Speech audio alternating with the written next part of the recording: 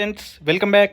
రేపు ఇంటర్ ఫలితాల విడుదల. సో ఇంటర్ ఫలితాలను శుక్రవారం ఉదయం విడుదల చేసేందుకు ఈ మేరకు ఇంటర్మీడియట్ విద్యా మండలి ఏర్పాట్లు చేసింది.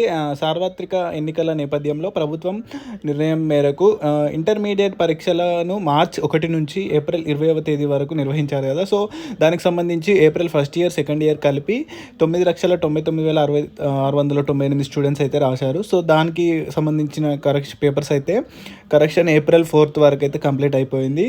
సో దానికి రిజల్ట్స్ అయితే శుక్రవారం రోజున అంటే ఫ్రైడే ఉదయం ఇంటర్ మొదటి సంవత్సరం లేదా అండ్ రెండవ సంవత్సరం 2 ఇయర్స్వి రిజల్ట్స్ అనేది రిలీజ్ చేయబోతున్నారు. సో ఇక్కడ మీరు న్యూస్ పేపర్ ఆర్టికల్లో చూడొచ్చు క్లియర్గా.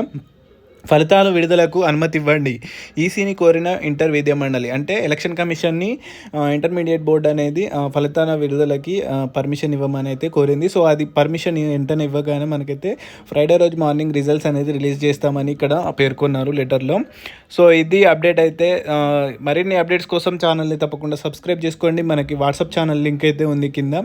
దానిలో ఎంసెట్కి సంబంధించిన స్టూడెంట్స్ అందరి ఒక జాయిన్ చేద్దామని అయితే పెట్టాను. సో అందులో జాయిన్ అవ్వండి. సో ఛానల్కి కొత్త వచ్చినట్లయితే తప్పకుండా సబ్స్క్రైబ్ చేసుకోండి. ఈ వీడియోకి అయితే 100 లైక్స్ అయితే టార్గెట్ ఇస్తున్నాను. లైక్ చేయండి. Thank you.